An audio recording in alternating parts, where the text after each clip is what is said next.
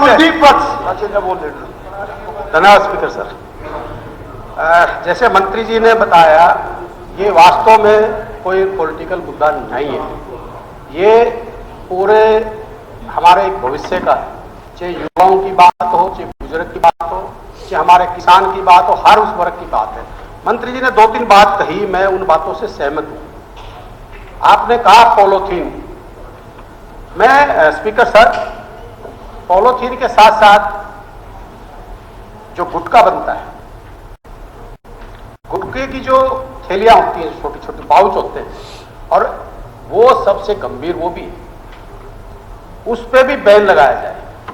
उसके साथ साथ जैसे आपने मंत्री जी ने कहा कि 200 तक गुड़गांव और आसपास के, मैं मंत्री जी आपको बताना चाहूंगा 400 तक तो झज्जर, रोहतक, बहादुरगढ़ और बादली है, इस इलाके में भी 400 से ऊपर आईक्यू यहां पे भी हो जाता है। जहां तक मेरा एक सुझाव है, आप जैसे किसान की बात आती है, हम कहते कि पराली से, मैं कहता हूं पराली को भी आपने अच्छा है सिस्टम, उसको किसान को मोटिवेट करके, किसान को एक सुविधा देके उसको भी चालू कर। पर मैं एक चीज जरूर कहूंगा, क्योंकि बादली हल्के में भी हमारी फैक्ट्रियां हैं, बादलगढ़ में भी, पूरे प्रदेश में जो पोल्यूशन जनरेटर, जैसे जनरेटर आपने बैन किया, अच्छी बात है। उसके साथ साथ फैक्ट्रियों में भी काफी फैक्ट्री ऐसी हैं आजकल, मैं बादली हल्के में इलीगल छोटी छोटी ऐसी प्लांटें लगा रखी हैं, जिनसे किसानों ने बार बार कंप्लेंट भी की, मैंने भी की है, जो पोल्यूशन सबसे ज्यादा हो रहा है।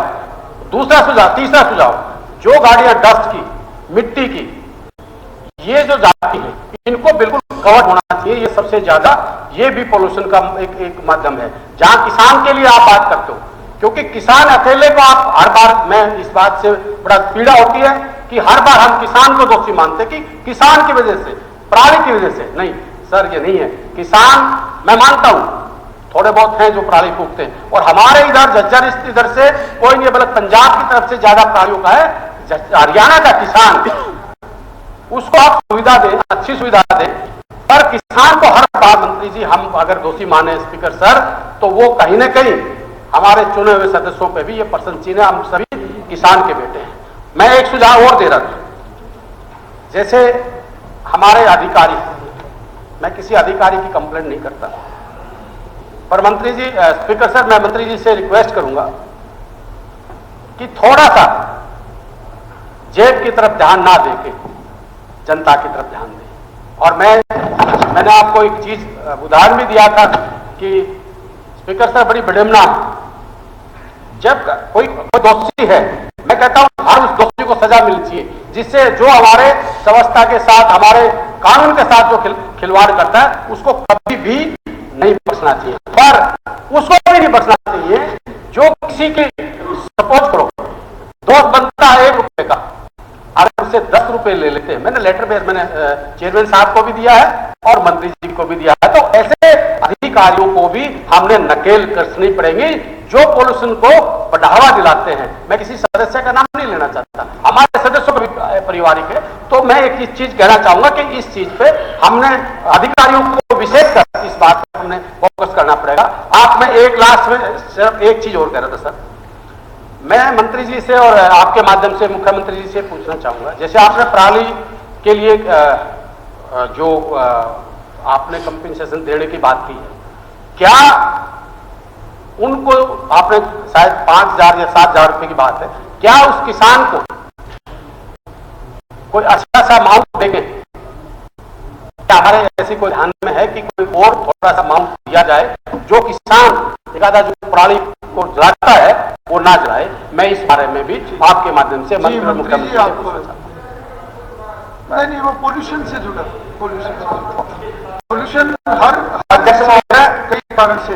ये ठीक बात है कि पोल्यूशन कई बार ज्यादा हो जाता है, हम उतनी मशीनें नहीं लगा पाते, जैसे भाई कुलदीप वत्स ने कहा कि बचाव हो जाता, कभी कभी हो जाता हूं, मैं मानता हूं, लेकिन जहां जहां मॉनिटरिंग की मशीनें हैं।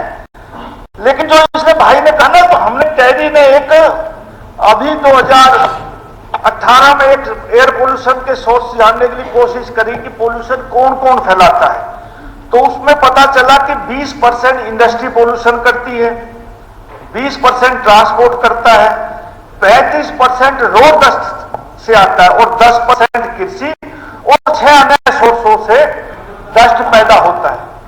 ये सही बात है कि हमारे इस इलाके में, जिस इलाके में मैं रहता हूं, गुड़गांव सबसे ज्यादा पोल्यूटेड मैं खुद मानता हूं। सरकार और हम सब लोग इस बात पे गंभीर हैं और कोशिश होगी जागरूकता फैलाना की कॉलेज में भी लोगों को समझाएं, स्कूलों में भी समझाएं कि किस प्रकार से हम इस पोल्यूशन को कम कर सकते हैं।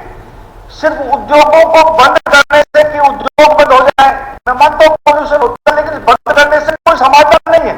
लोग बेरोजगार हो जाते हैं, उनको समझाया जाए कि भाई अपनी मशीनें लगाओ, उद्योग प्रदूषण न फैलाएं, यंत्र लगाएं, उन पर जुर्माना भी लगा देंगे तो ये समस्या का समाधान नहीं है। हम सब आपस में बैठ के, मैं खुद कह रहा हूं कि सदन की जब भी कार्रवाई बंद होगी उसके बाद एक मीटिंग बुला देंगे, जो भी आप सुझाव देंगे, ये समाज से जुड़ा हुआ मामला है, सरकार इसमें गंभीरता से विचार करेगी, जो भी आप लोग सुझाव देंगे उस सुझाव को लागू करवा देंगे।